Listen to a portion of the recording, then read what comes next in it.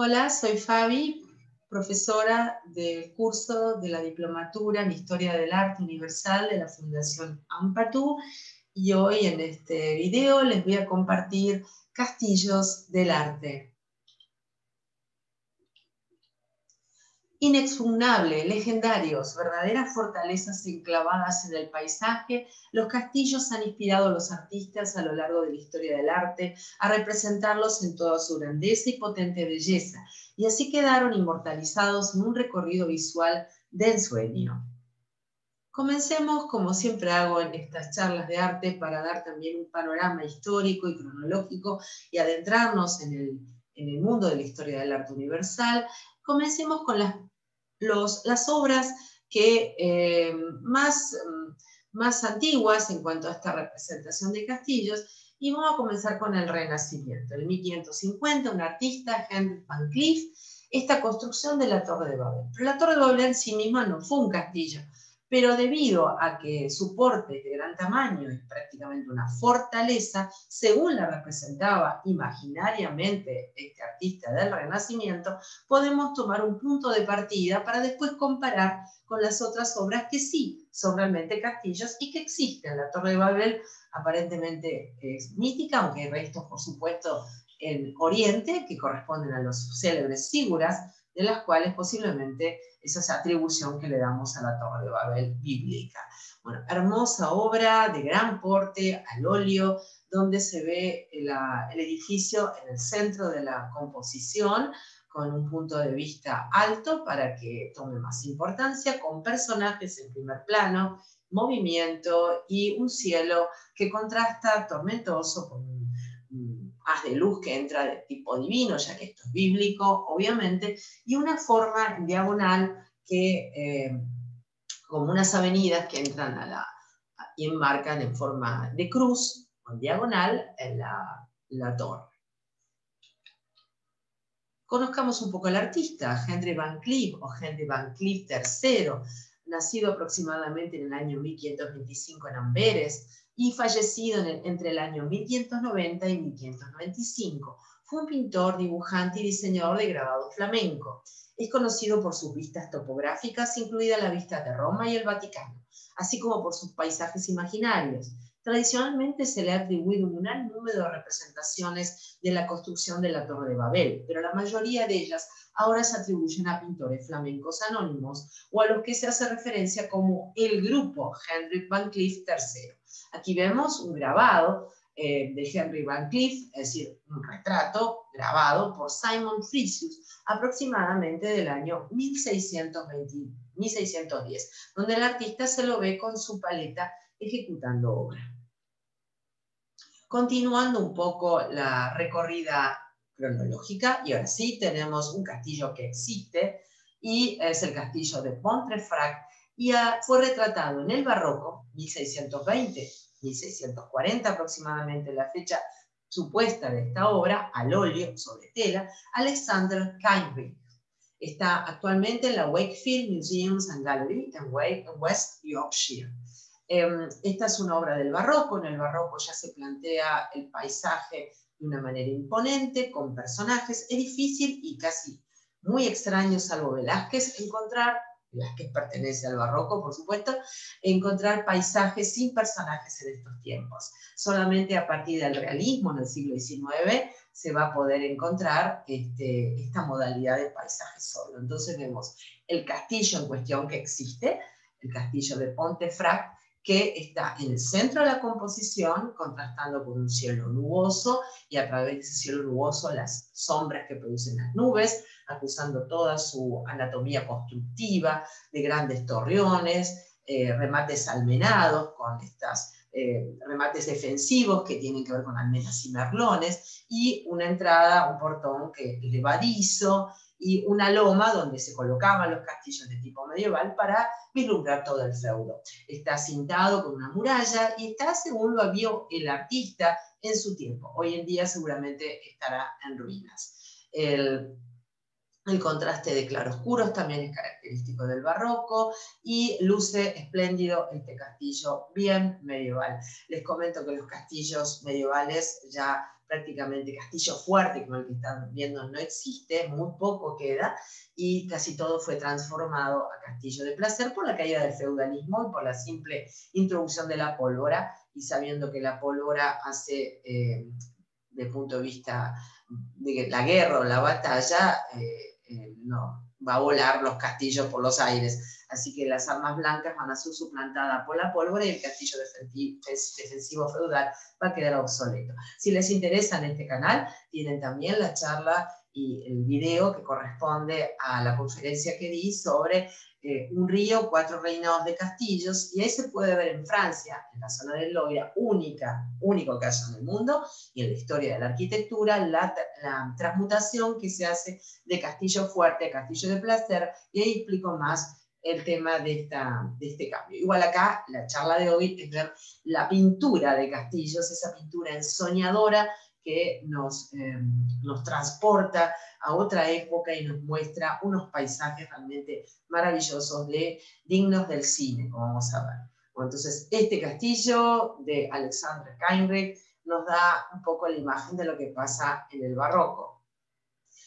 En cambio, en el siglo XVIII se vuelve un poquito más bucólico y idílico el paisaje, siempre con árboles en primer plano, para poder, a través de la visión de este punto de referencia, disparar la vista hacia atrás y poder ver el castillo en toda su magnificencia en el paisaje, en el horizonte. Siempre elevado, porque estos castillos estaban elevados en una colina para vislumbrar todo el feudo y poder así tener una idea si venían a atacar o no. Y abajo se ve un hermoso curso de agua con una especie de cascadita que contrasta con ese rumor del agua corriendo a través de estas veladuras blancas que nos permite el óleo. Les recuerdo que el óleo aparece a partir del Renacimiento como técnica pictórica. Estas son lienzos de gran tamaño, como corresponde al siglo XVIII y XVII, y es el paisaje. En este caso no vemos personajes, eso es un gran... Sí, los vemos, allá a lo lejos. No sé si llegan a ver en el camino a 3 o 4 personas y una que va subiendo por la pendiente, pero prácticamente se van a ir reduciendo el tamaño de los personajes humanos y recién en el siglo XIX, en el realismo, van a desaparecer, dando excuso para paisar un paisaje solo y solitario. Por ahora sí tenemos que incluirnos de alguna manera. No se concibe el paisaje como género solo. Y aquí lo que vemos también es el contraste de las sombras, con un castillo aún defensivo. No sabemos en este caso cómo está el castillo actualmente, si es que existe, y ese contraste de las nubes hace que se acusen las sombras de todos los contrafuertes, los torreones y los demás elementos defensivos del castillo. Hermosa obra característica del siglo XVIII, es un poquito más bucólico, más idílico, hasta los árboles parecen como más algodonosos, más imponentes de una manera irreal en este siglo de la pintura de la época, diríamos, entre el siglo XVIII se divide entre el rococó y el neoclasicismo. En cuanto al paisaje, podríamos decir que está a medio camino entre los dos periodos.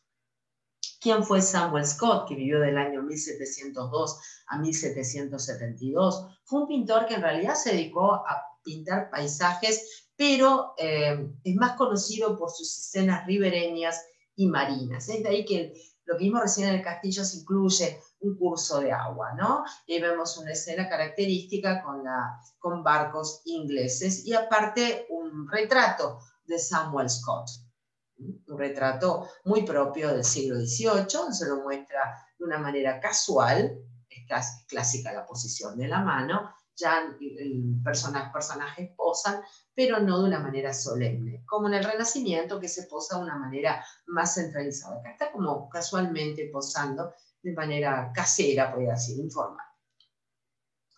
Vamos a otro artista, Paul Samby, que vivió del año 1731 a 1809, y un retrato del célebre castillo de Windsor desde Datchet Lane en una noche de regocijo. El cuadro es de 1768, ya al final del siglo XVIII.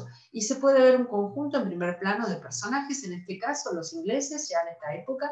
Es una pintura que va a retratar un poquito una cuestión costumbrista de escenas con personajes que están transitando o que nos relatan algo. ¿no? Aquí hay una hoguera, no se está perdiendo full el castillo, ¿no? Es una noche de regocijo, hay una gran hoguera, y en primer plano hay un grupo de personas que van transitando hacia un punto determinado. Según parece, es una persona que está borracha o ebria y es acompañado por otros dos a su residencia, según el relato. Hay una mujer también en el conjunto. Atrás, en un caballo galopando, es una noche muy oscura, pero hay nubes, pero también el fuego, la fogata, hace contrastes. El árbol, a través del árbol se puede vislumbrar un poco la luna que está asomando. El castillo se mantiene todavía defensivo porque tiene estas almenas y merlones, esos remates, ¿vieron? Las almenas son los parapetos que salen y los merlones son la parte hueca donde la persona se apostaba a poder arrojar las flechas y demás armas blancas que se utilizaban en aquellos tiempos defensivos antes de la pólvora y la época feudal. Bueno, esta magnífica obra tiene un gran contraste que destaca esta noche de regocijo. También de Ponsonby, castillo de Carnarvon, con un Harper en primer plano. ¿Qué es este Harper? Es un barco inglés, un tipo de, saben que los ingleses han tenido siempre una flota espectacular y la historia lo avala, ¿no? Es su gran armada, y en este caso particular es un tipo de embarcación de aquellos tiempos. Bueno, el cuadro es de 1768, Ponsonby fue un dibujante de mapas inglés, convertido en pintor de paisajes en acuarela, quien junto con su hermano mayor, Thomas, se convirtió en uno de los miembros fundadores de la Royal Academy, nada más ni nada menos, en el año 1768. Bueno, nuevamente a la derecha un árbol en primer plano que nos sirve de punto de referencia para disparar nuestra mirada hacia el fondo, el castillo aún defensivo y medieval. En primer plano también al costado izquierdo una serie de personajes en actitudes diferentes de movimiento, acercándose a los cursos de agua, intercambiando actividades. Y del mismo Ponsonby hay un claro cambio acá en cuanto a la cuestión pictórica tan realista. Fíjense, parece prácticamente, si nos agarra desprevenidos, una fotografía. Es del año 1775, la puerta de Norman y la casa de los vicegobernadores. Es hermoso esta obra y fíjense cómo se ve el castillo en parte derruido en su revoque, con algunas transformaciones que se lo van haciendo a medida que pasa la historia de la arquitectura, pero que todavía conserva su torreón de homenaje, lo que los franceses llaman donjon, y que en el video que les comenté de la otra conferencia de Castillos del Loira lo menciono y lo explico mejor. Y ahí arriba se ve, se lo voy a señalar acá con el cursor, las almenas, que son los parapetos de pared, y los merlones, que son las hendiduras, donde se apostaban los arqueros. Todo el camino de ronda que se van transformando, fíjense que hay ventanas, y cuando ya pongo ventanas, evidentemente el castillo deja de ser defensivo. Pero aboquémonos a la pintura, porque de esto se trata la charla de hoy, no tanto de explicar la arquitectura. Me tiento y lo hago, pero para eso tienen el otro video a su disposición. La pintura, les digo, ha tenido un cambio. Vamos nuevamente a ver la anterior, ¿ven? Un poquito más bucólica, más propia del siglo XVIII, y aquí ya se va perfilando hacia una pintura más definida, que está empapada del neoclasicismo en cuanto a la parte, a la factura técnica. El neoclasicismo no se va a encargar justamente de esta temática para nada, pero sí va a tener en común con esto que estamos viendo la cuestión formal. ¿Qué es lo formal en la pintura? Bueno, técnica, soporte, cómo tengo la pincelada, si es plana, si exacerba aún más los detalles, si es más despechada, como vamos a ver en otros casos, en otros movimientos como el romanticismo. Bueno, como siempre en estas latitudes del norte, el cielo está nuboso y el contraste de las sombras exacerba aún más el dramatismo de la escena, que es realmente bella. Y vamos a cambiar de artista, siempre en el siglo XVIII, William Hodges, que vivió del año 1744 a 1797, Conway Castle. Este ya es un estilo romántico, es un óleo sobre tela que está en la Agnus Gallery. ¿Por qué es romántico? Porque ya vemos, por ejemplo, elementos que corresponden a una cuestión emocional, al pathos, como decimos, no al ethos, donde el paisaje toma visos hasta místicos, le diríamos, con una presencia divina, si es que la hay, o de Dios, y aparte, o espiritual, si quieren, y siempre los árboles no son frondosos ni exuberantes, siempre hay un árbol enfermo, a punto de morirse, secándose, apenas sobreviviendo, como el que vemos a la derecha, que causa un mayor dramatismo al paisaje. Igual bellísimo el paisaje, con inclusive un cielo nuboso con tintes rosados que reflejan en los muros del paisaje, del castillo. El castillo le va subiendo la hiedra, lo que indica que ya castillo defensivo no es, y aparte el juego de contrastes de rosado de las nubes sobre los espejos de agua. Hay personajes, sí, la pincelada es más desmechada, no es una pincelada plana ni lisa como la anterior, es un excelente ejemplo de pintura romántica paisajística que nos hace acordar un poco a Friedrich, el famoso pintor alemán también. Pero Friedrich pinta más paisajes con iglesias en ruinas, aunque tiene algún ejemplo de castillo. Bueno, hermosísimo, fíjense los reflejos. El romanticismo va a anticipar el realismo y a su vez el impresionismo, que va a jugar con el tema del color y la luz. Así el color y la luz acá ya son importantes. Y vamos un poquito a la obra que va a dar como insignia del afiche de la conferencia que di en vivo de este tema, ¿no? En la Fundación Amparo. De Rodillo Andreas Lennart, que vivió del año 1805 a 1880, alemán, un paisaje con un castillo. Esta obra fue ejecutada en el año 1843, es un óleo sobre tela de 91 centímetros de altura por 127 centímetros de ancho. La fecha de adquisición entró en el Hermitage en el año 1861 y anteriormente estuvo en el Palacio Ropcha, así que está en un museo ruso. Y aquí lo que vemos es hermosísima obra, miren qué espectacular, por eso fue seleccionada por el afiche de la conferencia. Vemos un curso de agua en movimiento, podemos decir que es un paisaje también muy romántico, diríamos que hay una alternancia en cuanto a la técnica, porque parece muy precisa la pincelada del Villorio, con la iglesia coronando la colina y el castillo a un costado de la zona izquierda del cuadro, con un puente, con arcos, donde transcurren una serie de embarcaciones, transita una serie de embarcaciones, y el fondo del paisaje azulado, en primer plano, más abajo los personajes que están en este camino, recorriendo en una diagonal hacia la ciudad o hacia el Villorio, que es muy medieval todavía, y el castillo está en ruinas. Entonces, paisaje con un castillo. Al fondo, la iglesia, que es la que corona la loma.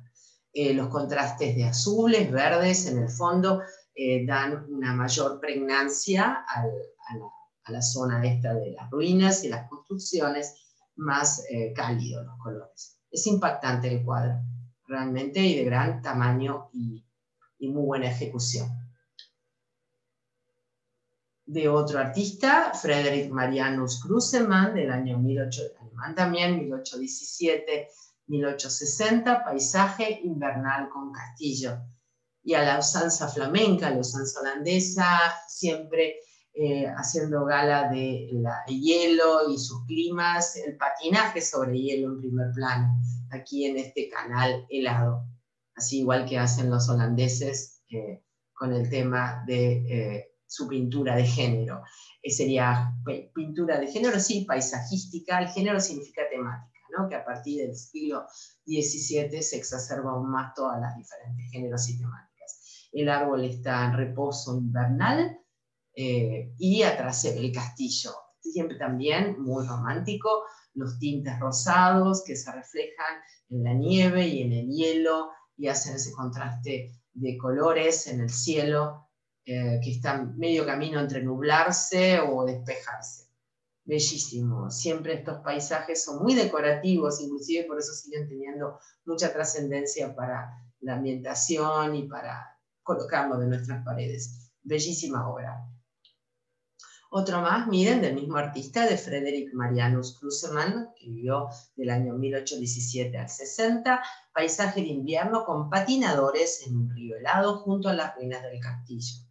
También el castillo en ruinas, evocando esto de las ruinas es muy romántico, porque en el romanticismo, durante el siglo XIX, se vio la Edad Media como una época romántica de caballeros, de que surgen las célebres novelas medievales, que no son de la Edad Media, son del siglo XIX, como la de Sir Walter Scott, Ivanhoe. Entonces siempre el marco son estos castillos en ruinas. Bellísimo también la obra, hay algunos personajes en actitudes totalmente casuales y en movimiento, y el castillo toma importancia sin estar en el centro, pero la pregnancia es fuerte.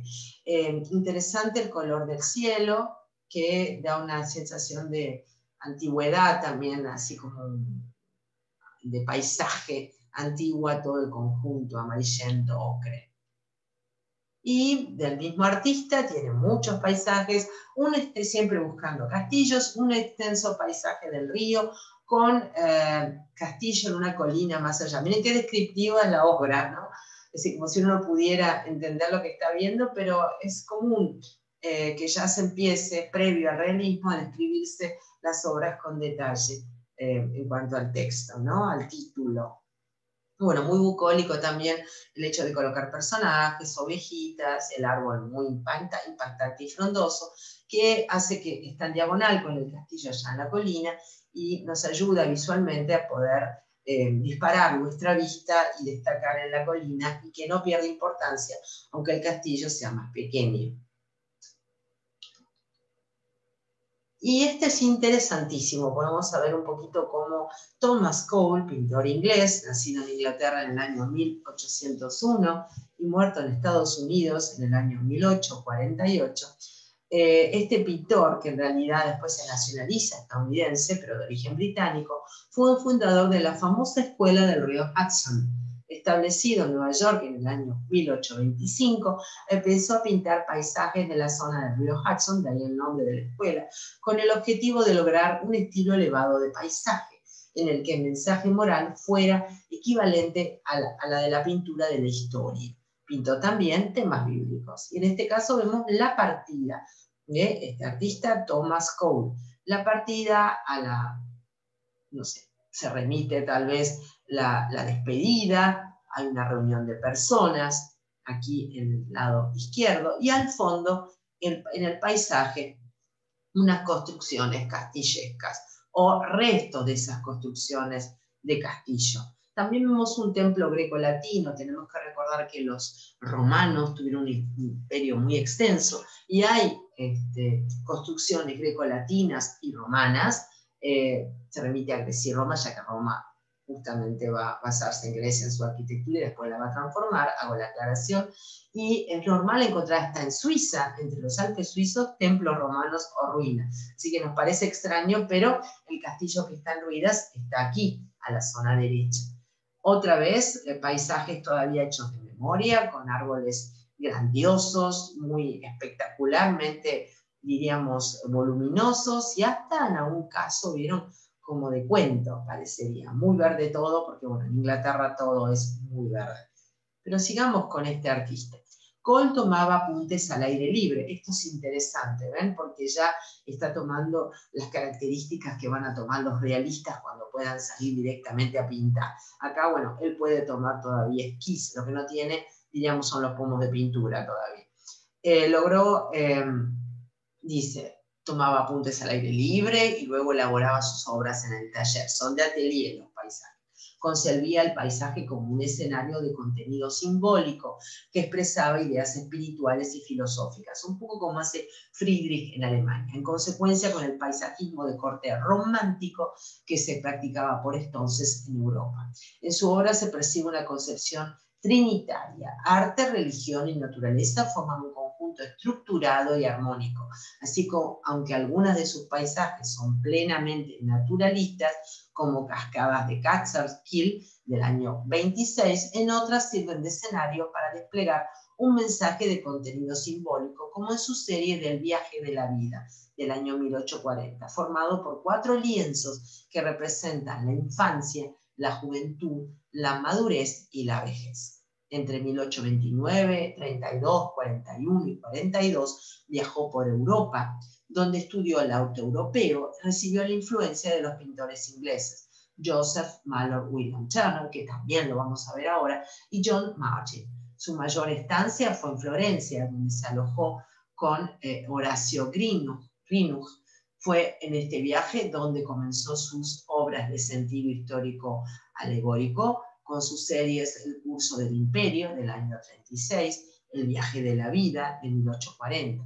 Y debido a su fama trajo un grupo de paisajistas estadounidenses que luego llegarían a ser reconocidas como la escuela del río Hudson que ya mencionamos. Asher Brown, Duran, Albert Bierstadt, Frederick Edwin Church y Jasper Francis Cropsey, etc.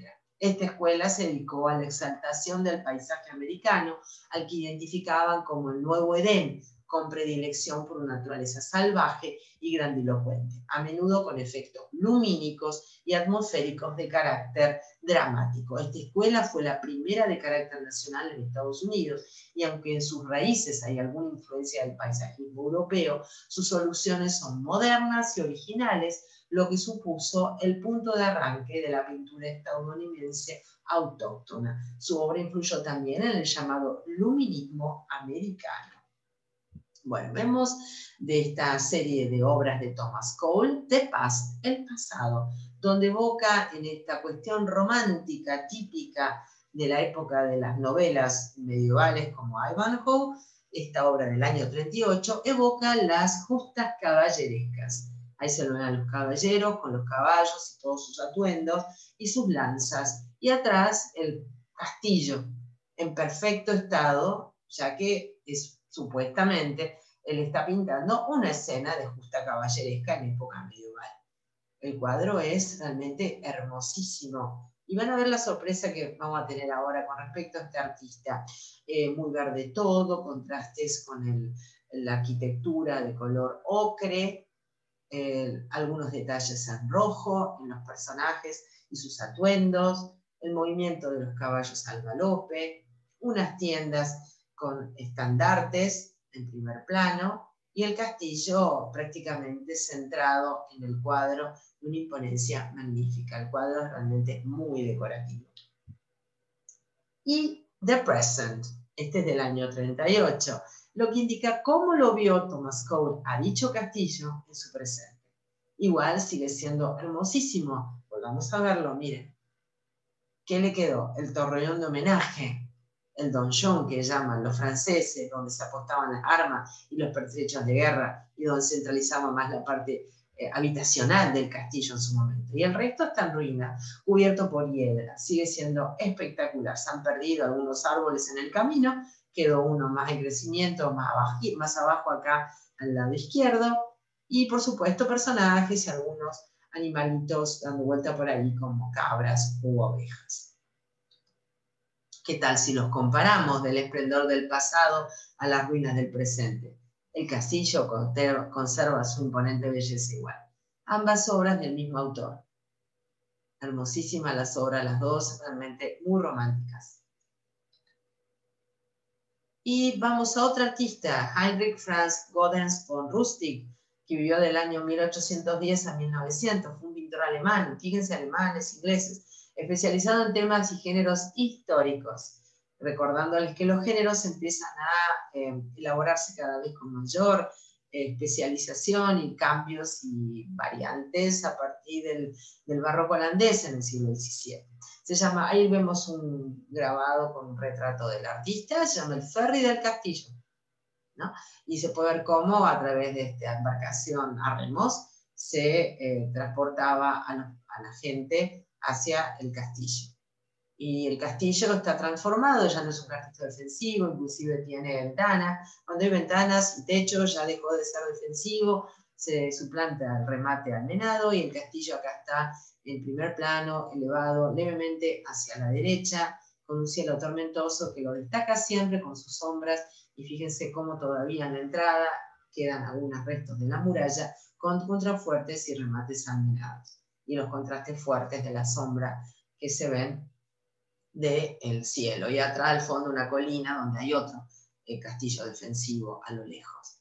También muy bucólico, muy ensoñador, muy romántico esta obra.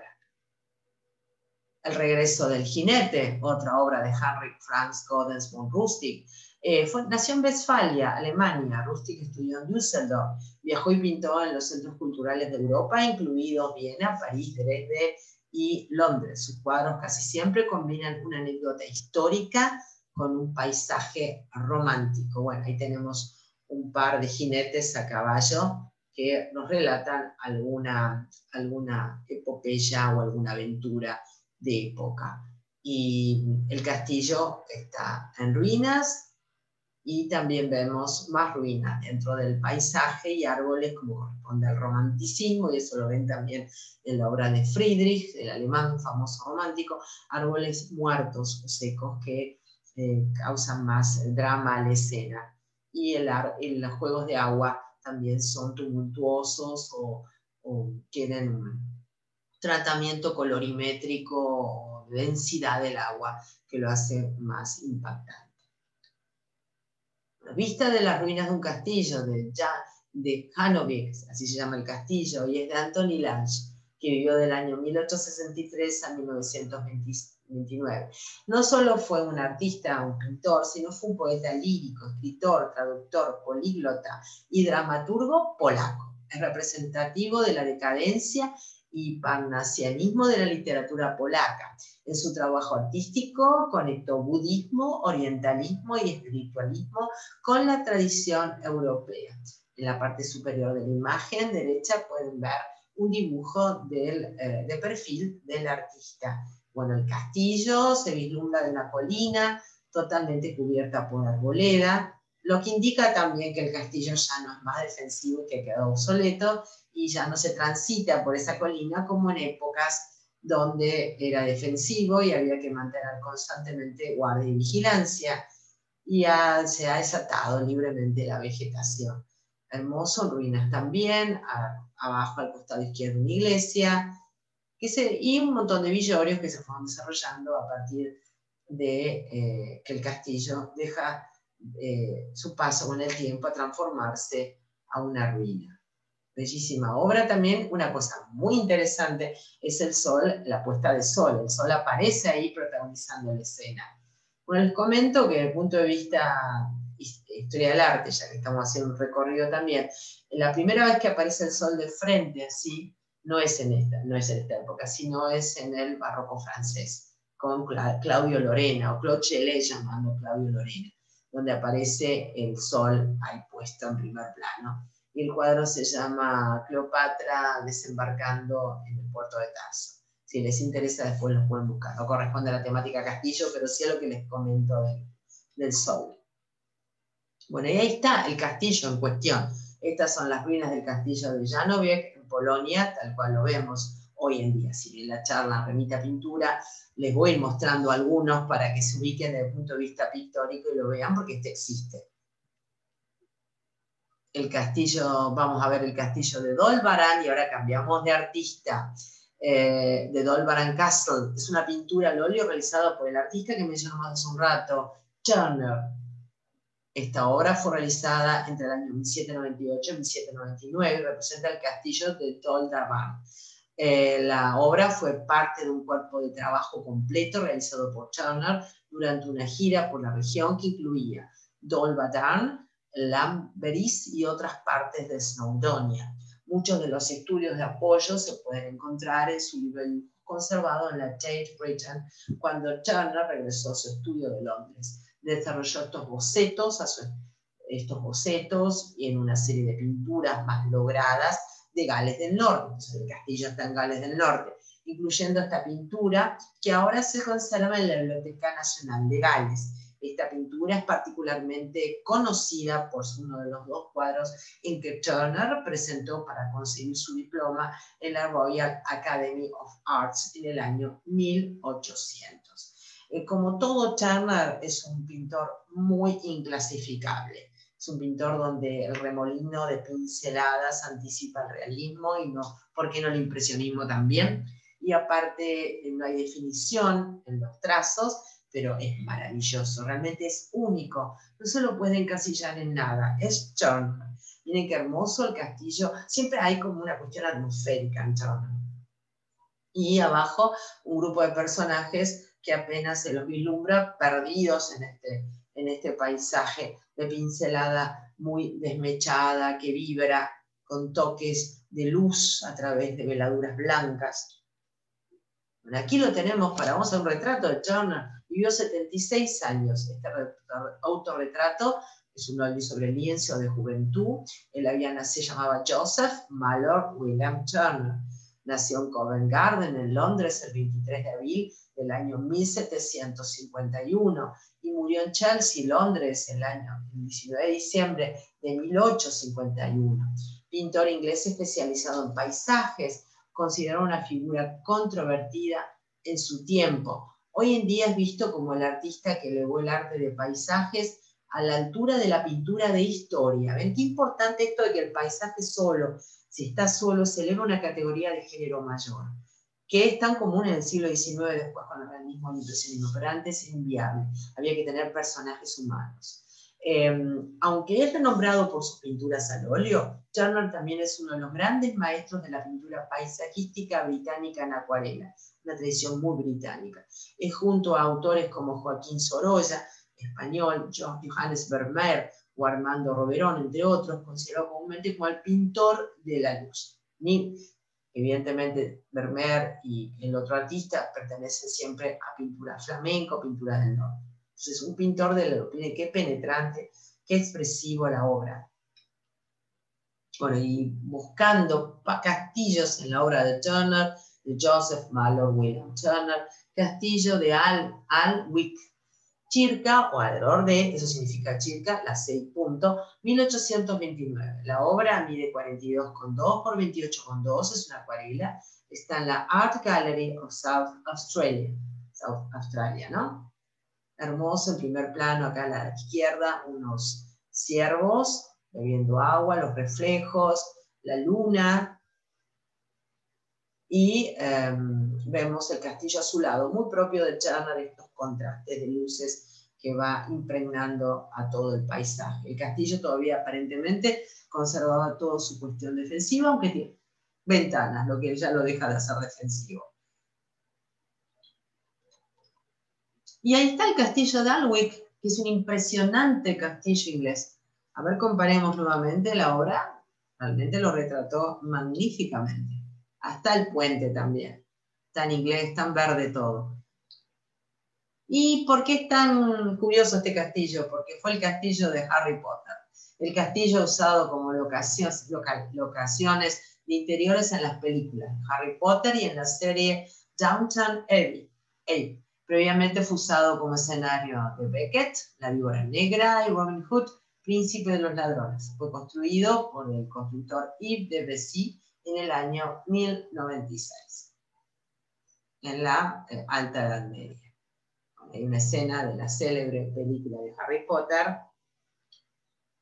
Y vamos a otro castillo, en este caso cambiamos de artista también, Samuel Rainer, que vivió del año 1806 a 1879, castillo de Hers-Monceau, un paisajista inglés conocido por sus pinturas de edificios y sus interiores, incluidas abadías, iglesias y mansiones antiguas. Logró la distinción de tener una obra aceptada para exhibición en la Royal Academy a la edad de 15 años. Su esposa, Anne Rainer, era grabadora en Ashford, Black Marble, y 6 de sus hijos se convirtieron en artistas profesionales. Abajo a la izquierda pueden ver un retrato del artista, en realidad un daguerrotipo, una foto vintage, y al costado la obra en cuestión, una obra donde se ve el castillo también, donde la vegetación lo va trepando, si bien no está en ruina, está en desuso como castillo, hay transformaciones con ventanas, es imponente todavía, y todavía conserva una especie de encintamiento agua o camino de ronda acuático. El contraste, como todos estos paisajistas ingleses, y bueno, el cielo de ellos también nuboso, es realmente magnífico. Miren, el castillo está solo, sin personajes. Y este castillo tan hermoso, miren, es el castillo del rey Ludwig de Baviera. En realidad estamos viendo no una foto, sino un cuadro, que es lo que corresponde a la charla de hoy. El castillo de Neuschwanstein. Y vamos ya a saltar un poco el tiempo, ¿por qué? Porque esta es una pintura de Roman Romanov, un artista que nació en el 66 y está vivo, por supuesto, nació en Siberia, en la ciudad de Kemerovo, terminó el Kazan Art College en Tatarstan Republic, posteriormente obtuvo una educación técnica superior, después de servir en el ejército, donde organizó la primera exposición y trabajó como diseñador industrial y diseñador de automóviles. Desde el año 2000 se dedica por completo únicamente a la pintura. La pintura es muy idílica, ¿saben? Cuando entramos ya a la pintura contemporánea, donde pertenece este artista, ya que nació en el 66, tiene que empezar la pintura contemporánea, surge a partir de los 50, de 1950, después de la Segunda Guerra Mundial, 45, 5 años más, 50, todas las utopías modernas y las vanguardias caen por tierra y surge un nuevo arte que es el arte contemporáneo que hoy está vigente todavía.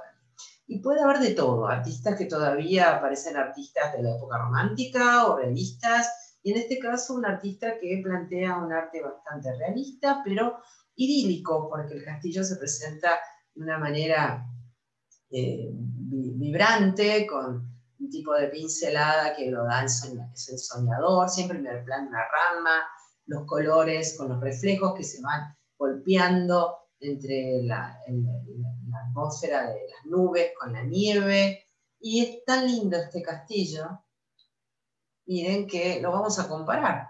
A la izquierda la foto real del castillo en nieve, y a la derecha la obra del artista. Muy lindo como lo retrató, y realmente igual el castillo, les digo, cuando se lo ve en foto parece un cuadro. Es tan idílico. No es un castillo original medieval, es un castillo en la etapa romántica. El romanticismo en la arquitectura también retoma la copia de la Edad Media. Pues por eso que tenemos catedrales. Aquí en Argentina, la Catedral de La Plata, la Catedral de Luján, que son, diríamos, hechas fuera de la época de la Edad Media, fueron hechas en el siglo XIX. Y esto es muy interesante. Todavía, miren, tienen el fechaje arriba de la clasificación de la clasificación de la artística, ¿no? de museo. Es el castillo nuevamente de Neuschwanstein, en Alta Baviera, pero adivinen quién es el artista. Adolf Hitler. Yo sé que seguramente muchos sabrán que Hitler fue artista, fue pintor y también quiso ser arquitecto. Y lamentablemente lo rechazaron en la Academia de Arte y de Arquitectura. Qué pena, ¿no? Estos profesores que no lo admitieron, nos hubiéramos salvado tal vez de 60 millones de muertos y una historia de la humanidad hubiera cambiado totalmente el rumbo. Pero bueno, yo como docente siempre le doy una oportunidad a todos los alumnos y me parece tremendo. Bueno, hicieron a Hitler directamente, lo descartaron. A mi juicio personal no fue para nada mal artista, pero bueno, vamos a ver las críticas. Y mire cómo pinta esta obra. Por supuesto, él siempre hacía gala de todo el acervo cultural y patriótico, así era austríaco, de toda la zona de Austria y Alemania, y el paisaje era fundamental para él. Ahí lo vemos, ¿no? Al célebre dictador, al personaje tan extraño que fue, y dramático y terrorífico que fue Adolf Hitler. Él vivió del año 1889 y, bueno, si dicen que murió en el 45, como dicen, hay muchas teorías y leyendas, fallece justamente en el año 45 cuando en su búnker es asesinado, se suicida ante la inminente venida de la invasión aliada y de los rusos que entran, de los soviéticos que entran a ese sector de Berlín. De nuevamente, el castillo de Neuschwanstein, en Alta Baviera, es el título de la obra del año 14, es una acuarela. Realmente muy buena obra. A mi juicio, me despojo de todo, tal vez de todo criterio con respecto a lo que fue este personaje, pero juzguémoslo como artista, ¿no? Vamos a comparar nuevamente la obra anterior. Vamos a comparar la obra del artista siberiano actual, Romanov, con la obra El Castillo, la obra de Hitler, una de las obras de Hitler y la segunda obra de Hitler.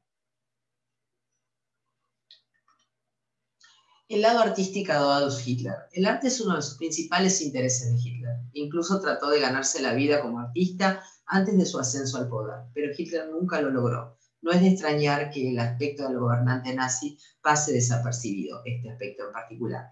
Hitler empezó pintando paisajes sencillos, luego empezó a imitar postales escénicas y solía venderlas también, sobre todo a turistas. Sus pinturas pueden no ser extraordinarias, pero cuando se ve el cambio que siguió en su personalidad de ser un artista aspirante a un señor de la guerra, es absolutamente fascinante. Hitler se presentó a la prueba de admisión de una academia de arte, pero falló. Decepcionado, fue a la academia para obtener una explicación y le dijeron que sus dibujos eran insatisfactorios y que no apreciaban la forma humana. Con la ayuda de un amigo comenzó a vender sus dibujos a los turistas y se ganó la vida de manera exigua con ellos. Apareció nuevamente para la prueba de admisión y también falló.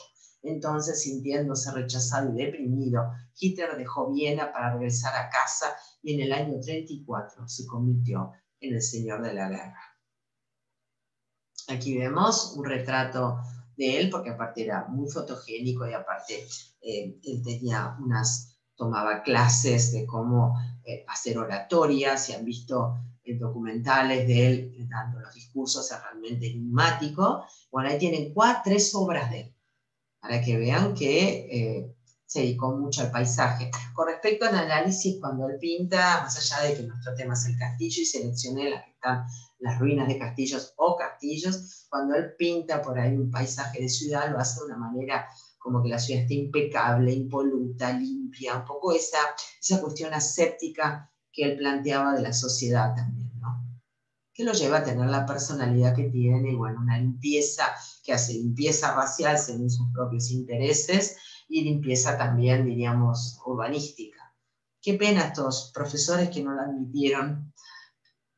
Bueno, ahí está la firma. En el año 36, el crítico de arte estadounidense John Gunther escribió lo siguiente sobre las pinturas de Hitler. Son prosaicas, completamente desprovistas de ritmo, color, sentimiento e imaginación espiritual. Son bocetos de arquitecto, de dibujo doloroso y preciso, nada más. No es de extrañar que los profesores de Viena le dijeran que fuera a una escuela de arquitectura y abandonara el arte puro como algo desesperado. Bueno, ¿a quién habría que hacerle los juicios acá, no? A John Gunther y al resto. Ahí se puede ver la firma, que es bastante precisa y contundente. Y esta imagen la puse, más allá de que no es un cuadro de Castillo, me pareció bárbaro para ver el impacto. ¿Qué sensibilidad tuvo para pintar ese ramo de flores? Y si no sabemos qué es de Hitler, diríamos, qué lindo, me lo pongo en el cuadrito de casa. Y al costado lo vemos a él, con esa mirada penetrante, esos ojos azules que tenía, y realmente muy histriónico todas sus poses y demás. Bueno, recuerden, esto hay mucho para ver de él, y seguramente por ahí no sabían esta faceta y su obra, que bueno, no es una obra bastante interesante también. Bueno, ¿y saben qué cuadro era el favorito de Hitler? Y no vamos a englobar a este pobre artista en el nazismo, para nada, porque este artista murió en el año 1901. Es Arnold Böcklin, que nació en Basilea en el día 16 de octubre del año 27 y muere en Fiesole, Italia, el 16 de enero de 1901. Esta obra de este pintor suizo, encuadrado en el movimiento artístico del simbolismo, de gran influencia en el posterior movimiento surrealista, que vamos a ver también algunos ejemplos. Es decir, en la obra favorita de Hitler. ¿Qué es el simbolismo? Es una pintura que desde el punto de vista formal sí puede ser totalmente figurativa, hasta realista, pero plantea problemas así como simbólicos, como lo que vamos a ver ahora. Evoca inclusive relatos casi, diríamos, mitológicos, relacionados con lo cristiano también y lo pagano. La Isla de los Muertos se llama, es la obra maestra de Arnold Böcklin y es la tercera versión de este cuadro. Esta es del año 83 y ahora vamos a ver las otras. Es bárbaro el cuadro, enigmático. ¿Saben lo que es ese personaje vestido de blanco? Es el muerto. amortajado de pie, vean lo simbólico, llegando a una isla que parece un castillo, pero en este caso un castillo natural, una fortaleza hecha por la naturaleza, tomada por la actividad humana, por la mano humana y convertida en un cementerio con tumbas excavadas en la roca y cipreses que son simbólicos de los cementerios, porque los cipreses son símbolos de la eternidad, por ser un árbol perenne, siempre verde, y ya considerado así por los mediterráneos y por los romanos, los etruscos y los romanos. Así que miren qué cuadro tremendo y hermosísimo y bello está la Isla de los Muertos. Pero tiene varias versiones. Esta es la tercera, cuadro de gran tamaño. Ahí lo tienen, Arnold Böcklin. Su padre, Christian Friedrich Böcklin, nacido en el año 2, descendía de una antigua familia de Schaffhausen y se dedicaba al comercio de seda. Eran ricos. Aunque comenzó como un pintor de paisajes, sus viajes a Bruselas, Zúrich, Génova y Roma le expusieron el arte renacentista y a la atmósfera del Mediterráneo, lo cual condujo a una inclusión de figuras mitológicas y alegóricas en sus obras. Es por eso cuando vemos esta obra nos recuerda un poco a ciertos paisajes del lago di Como, por ejemplo, de influencia mediterránea. Vamos a ver las otras versiones. Bueno, este retrato de este artista, su autorretrato, miren qué personalidad, ¿no? Le muestra en su rostro. Bueno, vamos a ver la primera versión de la Isla de los Muertos, después se las voy a mostrar todos juntos al final. Es del año 1880, es un óleo sobre tabla, del 74 por 1,22, primero va a la altura, después el ancho, está en el Museo Metropolitano de Arte, Reisinger Found, en Nueva York. Es más oscura la escena, ¿ven? Y el muerto amortajado destaca contrastando contra el impacto que tal vez del sol de caída sobre esas piedras más calizas. Vamos a ver la otra versión, segunda versión, de 1880, óleo sobre lienzo, 111 por 115, Kunstmuseum de Basilea, en Suiza. La tercera, que es considerada la obra maestra, es del año 83, ¿no? Es la más linda, tal vez. La cuarta, del año 84, que lamentablemente nos queda solo esta fotografía en blanco y negro, porque del óleo original sobre cobre, se la tinca el óleo, el soporte del cobre, medía 81 por 1,51, porque fue destruido en Rotterdam durante la Segunda Guerra Mundial. Qué pena. Así que nos queda esta fotografía media fuera de foco de la cuarta versión. Y la quinta versión es del año 86, mide 80 por 1,50, está en el Museum de Bildenden Kunste en Leipzig. Kunst es arte, ¿no? Donde se lo ve un poquito más próximo al remero, como corresponde, el remero que lleva al difunto, como la barca que va hacia el infierno, el cancerbero del infierno, y se puede ver aquí, en este caso, bueno, no va al infierno, sino que va a su morada eterna, ¿no? Un poquito más próximo a esta entrada de este castillo natural, que es esta Isla de los Muertos, que por supuesto no existe. Bueno, ahí se ven los cinco, y se pueden ver las comparaciones. Los puse en la imagen para que vean las proporciones de medida, y más o menos sería proporcionalmente lo que están viendo. La más linda, que es la tercera, a mi juicio, después ustedes juzguen por ustedes mismos, las otras son más en penumbra, más anochecido, todo se ve menos, es un poquito más ancha que las anteriores.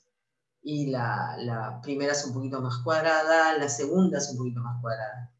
Y ahí se ve la comparación con las diferentes medidas. Y ahí están las 5 versiones de los muertos, de la Isla de los Muertos, de Arnold Böcklin, que vivió que las pintó desde el año 1880 al 86. Hermosa obra. El artista sí vivió, así que ya estamos mencionándolo, vivió del año 1827 a 1901. Esta es la que engalana la serie, de las 5 pinturas, de las cuales esta está desaparecida. Bueno, pintura favorita de Hitler. Y ya que estamos hablando de estamos entrando ya y mencionamos el simbolismo y como precursor de lo que sigue, nos vamos a un artista muy particular. El título original es Berg and Son, con elección particular, vamos a Paul Klee. Este es un óleo sobre tela de 50 por 51, donde se ve justamente un castillo, siempre buscando castillos en la historia de la pintura. Castillo muy colorido. Conozcamos al artista. Él nace en Suiza en el año 79 y fallece también en Suiza en el año 40. Paul Klee, como tal se pronuncia, fue un pintor alemán nacido en Suiza que desarrolló su vida en Alemania, cuyo estilo varía entre el surrealismo, el expresionismo y la abstracción. Tanto el surrealismo como la abstracción, el expresionismo y la abstracción son vanguardias del siglo XX. Castillo y Sol se llama la obra. Paul Klee dijo, eso de una línea es un punto que se pone a caminar, pintó este maravilloso castillo y sol que resume a la perfección este pensar y su arte. Es decir, una línea es un punto que se pone a caminar. Le habían marcado muchísimo los mosaicos de Rávena, que ahora se los voy a mostrar, la famosa sede del arte bizantino en Italia, que vio en su viaje del año 26. Con todo ello en mente, crea este colorido lienzo que recoge todas las características del artista: simplificación, la geometría como módulo, la investigación del color, la composición calidoscópica y sobre todo ese tema del cuadro dentro del cuadro, el doble borde en los tres lados de la composición. Se dice que en su mayor parte Klee pintó este castillo y sol con la mano izquierda, pese a ser diestro. Por lo visto, este experimento disparó su creatividad. Prueben ustedes un día esta técnica, no hay nada que perder, ¿no? Nos dice el artista. Castillo y sol es expresionismo, pero aquí se roza la abstracción también, por eso les digo que es difícil clasificar a este artista. Por muy figurativo que sea pintar un paisaje, siempre va a haber un dejo de abstracción, si tomamos bien un reflejo de luz, que se van transformando en impactos sobre la superficie del paisaje. Y además con colores muy, muy, muy cálidos. El sol parece quemar en ese lugar imaginario. Volvamos a una mirada, ¿ven? Así que ahí está este castillo pintado por Paul Klee. Castillo y sol. Y acá están una imagen de la iglesia de San Vital de Rávena. Perdón, esto está en Rávena, es la iglesia de San Vital, y también tienen otras iglesias más en Rávena para poder observar este magnífico arte del mosaico. Esto es bizantino, no tiene que ver con Paul Klee, pero de esa visita a Rávena él queda pregnado de este impacto del mosaicismo bizantino en territorio italiano. Y vayamos dentro de las vanguardias, ya que tocamos a un vanguardista como Paul Klee, vamos a otro vanguardista, en este caso el surrealismo, ya que el simbolismo que veníamos viendo en Bosquin desemboca en estos artistas. Se llama en francés Le Château de Pyrénées, de René Magritte, del año 59, 1959, Museo de Israel, actualmente está en Jerusalén, un óleo de 2 de altura por 1,40,5 de ancho. Una roca flotando sobre el océano. Y buscando nuestros castillos, ahí tienen un castillo arriba. La piedra es ligera dentro de su condición pesada. Es otra de las clásicas contradicciones que tanto le gustaban al surrealista belga, siempre dándole vueltas a imágenes y conceptos imposibles, situándonos en un lugar entre lo real y lo real. Si conocen obra de Magritte, todo es así. Magritte no se cansa nunca de indagar en el misterio de las cosas, alternando un poco reglas inmutables del pensamiento occidental, como en este caso las leyes de la gravedad. Crea obras que captan la poesía del universo, íconos enigmáticos que ponen delante de nuestras narices las paradojas y ambigüedades inherentes a nuestros sentidos. Nos podemos preguntar por qué está flotando esta colosal rosca, y lo más lógico es deducir que la gravedad no le afecta. Pero si esta es así, nos tenemos que preguntar cuál es el objetivo de la gravedad. Y sabiendo esto, a lo mejor más lógico que flote un objeto, que existe una poderosa fuerza invisible que todo lo atrae sin motivo aparente. Está buena la deducción, ¿no es así? Sea como sea, el título del cuadro viene de la expresión francesa faire des châteaux en Espagne, hacer castillos en el aire sería en castellano, para traducido literalmente para los franceses hacer castillos en España. En realidad equivaldría a construir castillos en el aire, es decir, una idea imposible de alcanzar. Me viene a la mente aquella película de Cameron de ciencia ficción, donde también se puede ver esa gran superproducción que aparece también elementos flotando en el aire. No me acuerdo la película en este momento, pero sí, donde es una película donde transcurre en un mundo donde todo flota, inclusive las rocas. Y ahí, siempre a la izquierda, van a encontrar toneladas de alusiones cómicas o gráficas o del cómic o de la historieta con respecto a cuadros emblemáticos del arte moderno. Esto es arte moderno, no es arte contemporáneo. Me remito a la obra de Magritte, no a la obra de la izquierda, no la caricatura de la izquierda. Y vamos hablando de pintores modernos, y nos vamos a un pintor argentino, Jules Solar. Fue el nombre adoptado por Oscar Agustín Alejandro Jules Solari, nacido el 14 de diciembre del año 1887 y fallecido el 9 de abril del año 63. Pintor, escultor, escritor, inventor argentino de lenguajes imaginarios, muy amado por Borges.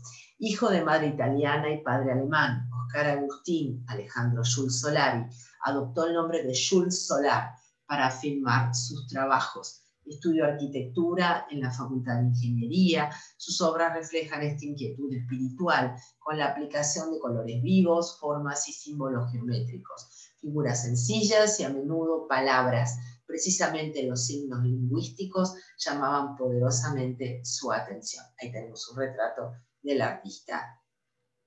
Y acá está la obra seleccionada, Buscando Castillos, un castillo de troncos del año 53 de Jules Solar. Remite a la explotación de quebracho en el Chaco por la famosa Forestal, compañía extranjera inglesa que diezmó de manera brutal nuestros bosques de quebrachos, lamentablemente, y aparte fue una explotación brutal de la población originaria.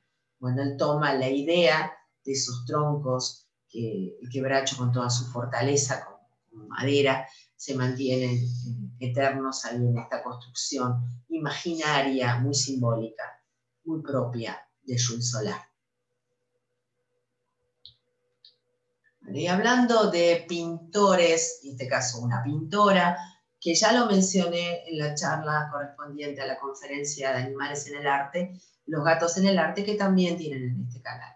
Remedios Varo, contracción de un nombre muy largo, María de los Remedios Alicia Rodriga Varo y Uranga, nacida en el año 1908 y fallecida en el 63.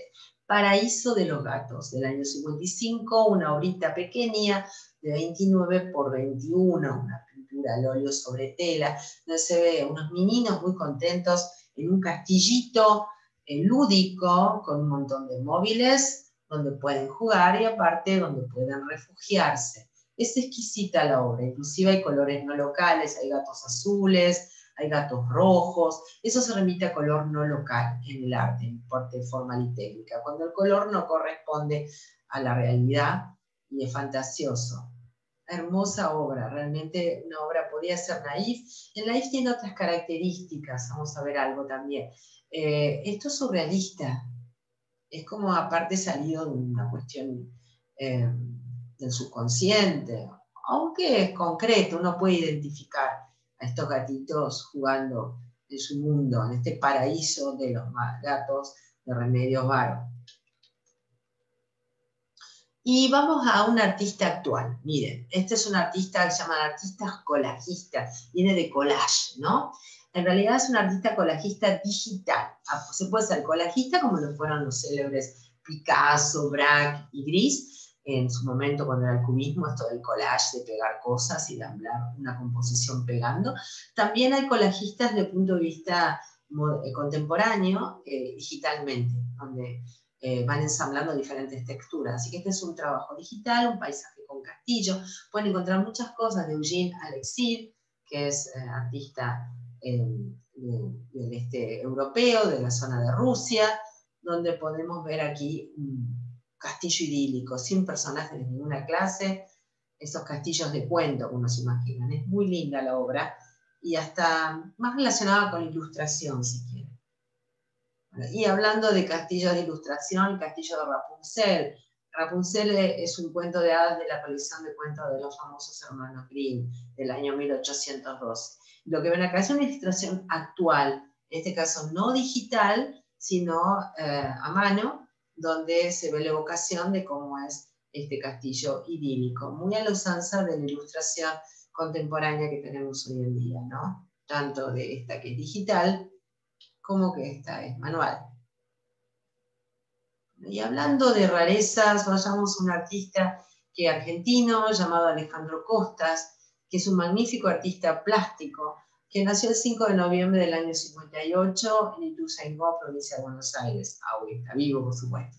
Estudia ciencias económicas, carrera que abandona para abarcarse al diseño gráfico y al dibujo humorístico en el medio local y extranjero en España. Frecuenta diversos talleres de dibujo y pintura, entre ellas el del destacado artista plástico Marcelo Maira.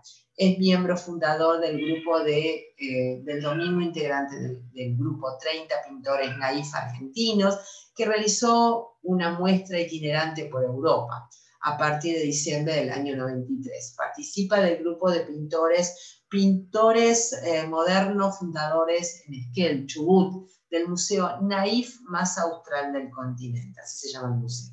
Sus pinturas tienen un significado muy profundo, cada una de ellas tiene una historia creada por el propio Costas, que le enriquece y le da un toque especial. Algunas de las pinturas son mágicas, porque si se observan con detenimiento y atención, se verán mensajes ocultos. A ver, en esta obra en cuestión, y buscando castillos, ahí tenemos un torreón de homenaje con su chapitel coronando el castillo, como pasa con todos los castillos transformados. El paisado con sus cálidos e airosas viviendas, dice la descripción, construcciones amplias, bajas y árboles como únicos exploradores de un hasta en ese momento intacto cielo. Y el futuro, un arco iris convertido en riguroso puente, nos advierte la avasallante tecnología de no ser controlada a tiempo, indefectiblemente ocupará espacios que jamás debería conquistar, invocando un supuesto y sospechoso progreso. Así que esto, como él viene del diseño gráfico, también este lápiz, que en realidad es un arco iris, o un lápiz arco iris, que a su vez contiene parte del paisaje y del cielo, avasalla este paisaje idílico que va a ser transformado por el supuesto progreso. ¿No es así? ¿No? Les invito a ver más obra de Alejandro Costas con todos estos mensajes profundos. Y por supuesto es una obra naif. Como desde el punto de vista formal, cómo se distingue una obra naif, y bueno, por su precisión en la traza, tanto lo lejano como lo próximo, esa cuestión casi infantil de detallar conceptualmente los objetos y todo lo que arma, y los árboles y todo lo que arma el conjunto. Jugar con la perspectiva, con los tamaños, con las jerarquías en cuanto a los tamaños. Y vamos al único, nuestro no es naif, no pertenece a lo contemporáneo, pertenece a la Argentina como único castillo que podemos encontrar en el Museo Nacional de Bellas Artes de la Ciudad de Buenos Aires. Se llama el Castillo de Gozán, de Pérez Villamil Genaro. Nació en España en el año 1807 y fallece en Madrid en 1854. Esto pertenece, la mayoría de las piezas en el Museo de Bellas Artes son donaciones, así que vamos a mencionar que es una donación de María Salomé Guerrico de la Marca y Mercedes de Guerrico del año 1938, y la obra es del año 1838. Es el corresponde a la colección del Museo Arte del siglo XIX, que va de 1800 a 1910, a la Escuela Española del siglo XIX y al género paisaje ribereño. Es un óleo con técnica de nácar, también es una técnica que se mezcla nácar con óleo para generar una sensación de brillos. Es sobre tela, mide 1,5 metros por 73,5 y se ve un castillo arriba en la colina. Es la única obra que podemos encontrar en el Museo de Bellas Artes con esta temática castillesca, especialmente. Y vamos a un castillo que ya no existe, llamado Castillo San Jacinto. Esta es una obra de una artista actual argentina. Siempre me gusta mencionar artistas que no son conocidos para poder que todo el público pueda conocerlo y ustedes se vuelven a indagar y darles un poquito de importancia. Nancy Marie Franquet va a pintar este Castillo San Jacinto. ¿Qué es el Castillo San Jacinto? Fue el Palacio San Jacinto de los Unzué en el partido de Rojas, hoy demolida. Es decir, era uno de los tantos cascos de estancia, del circuito de estancias que integra nuestro país, que perteneció a esta clase social alta, que tenía su palacete en Buenos Aires y también tenía su estancia. Bueno, lamentablemente es de estética entre Tudor, renacentista, fue demolido y se lo llamaba Palacio San Jacinto. Y tiene características también castillescas, porque tiene ventorriones a los costados con chapiteles y un formato simétrico. Bueno, y hablando de castillos reales, y les vuelvo a mencionar que está la charla en este canal, que aquí menciono esto, vayamos al castillo de Ussé, en la región del Loira, un castillo del Loira, de los que se transforman de castillo fuerte a castillo de placer, con sus clásicos torrecillas, torretas y demás elementos que lo hacen tan de cuento de hadas. Entonces, ¿por qué? Si estamos viendo pintura, ¿por qué estoy mostrando esto? Porque vamos justamente a asociarlo con lo que viene. Este castillo de Ussé inspiró a Jacques Perrault para componer su célebre cuento La Bella Durmiente. Y por ende, Perrault inspiró a Walt Disney también. Bueno, ahí tenemos una pintura, y lo que estamos buscando es pintura de castillos, una pintura a la acuarela de este célebre castillo de Ussé, que aparte de ser bello y aparte de ser muy blanco, porque está hecho de piedra de Bourré, y la piedra de Bourré se blanquea con el tiempo, y encima el contraste de los techos de pizarra, que es una piedra que se usa para tejados negro azulada, depende cómo le golpee el sol, podemos ver ese contraste magnífico, y es la evocación que tenemos del castillo de la Bella Durmiente, obviamente porque es ahí donde se inspiró Jacques Perrault para poder escribir célebre cuento. Se inspiró justamente en el siglo XVIII. El castillo es del siglo XVI, su transformación, ya venía de la época medieval. Bueno, acá tenemos una acuarela anónima sobre el castillo, y aquí vemos la inspiración que nos da el castillo, en el castillo de la Bella Durmiente, en Walt Disney, en el parque temático correspondiente, en el célebre resort de Los Ángeles, el primero que tiene el famoso mundo de Disney. Así que miren qué importante, y por qué no lo vamos a tener en cuenta, y también por qué no lo vamos a pintar. Bueno, y también hago una alusión a la República de los Niños, que según dicen que es del año 51 y ocupa 50 hectáreas. Es un parque educativo ubicado en la localidad de Manuel Bernardo Bonet, partido de La Plata, provincia de Buenos Aires. Es considerado el primer parque temático de América. Reproduce un conglomerado urbano y rural en escala acorde a niños de 10 años por el tamaño, con todas las instituciones correspondientes al sistema democrático, parlamento, casa de gobierno, que es lo que están viendo en la imagen, Palacio de Justicia, iglesia, puerto, teatro, aeropuerto, restaurante, hoteles, casa de gobierno y Plaza San Martín, lo que estamos viendo ahora. El arquitecto fue Jorge Lima. Si la visitan para ver toda la historia de la construcción de este célebre complejo, y dicen que en realidad Walt Disney se inspiró también en esto, y que seguramente el arquitecto Jorge Lima y todos los involucrados en este magnífico parque temático se inspiraron en el castillo de Ussé que menciona Jacques Perrault. Bueno, todo para ir buscando a la Bella Durmiente de nuestra infancia, y nos vamos a, como siempre hago en todas mis charlas, culminamos con algún poquito de música o película. Esta vez le toca la música a Piotr Ilich Tchaikovsky, que vivió del año 1840 a 1893, compositor ruso del periodo del romanticismo. Es autor de una de las obras de música clásica más famosas del repertorio actual, como los ballets El lago de los cisnes, La Bella Durmiente, El Cascanueces, la Abertura 1812, la Abertura Fantasía, Romeo y Julieta, el primer concierto para piano, el concierto para violín, sus sinfonías cuarta, quinta y sexta, la ópera Eugenie Onegin, murió en San Petersburgo el 6 de noviembre de 1893, 9 días después del estreno de su sexta sinfonía, La Patética. Se dice que se suicidó en plena epidemia de cólera porque se logró beber el agua sin purificar. A propósito, bueno, se supone que se suicidó por temas personales.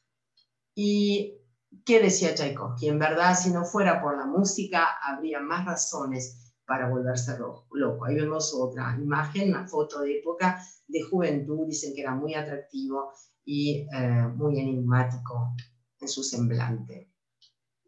Y vamos a La Bella Durmiente, ya que las mencionamos a través de todos los castillitos que vimos, desde el castillo del rey Ludwig en adelante, con esa vocación de cuento de hadas. La Bella Durmiente es un cuento de hadas ballet, estructurado en un prólogo y 3 actos, que fue encargado por el director de los teatros imperiales, Iván Svolovsky, en el año 88, y se estrenó en el año 90. La música fue compuesta por Piotr Ilich Tchaikovsky, que completó la partitura en el año 89. Se trató de su opus 66 y es el segundo de sus ballets. En la producción original, la coreografía fue creada por el célebre Marius Petipa y la escenografía fue concebida por Iván Svolovsky.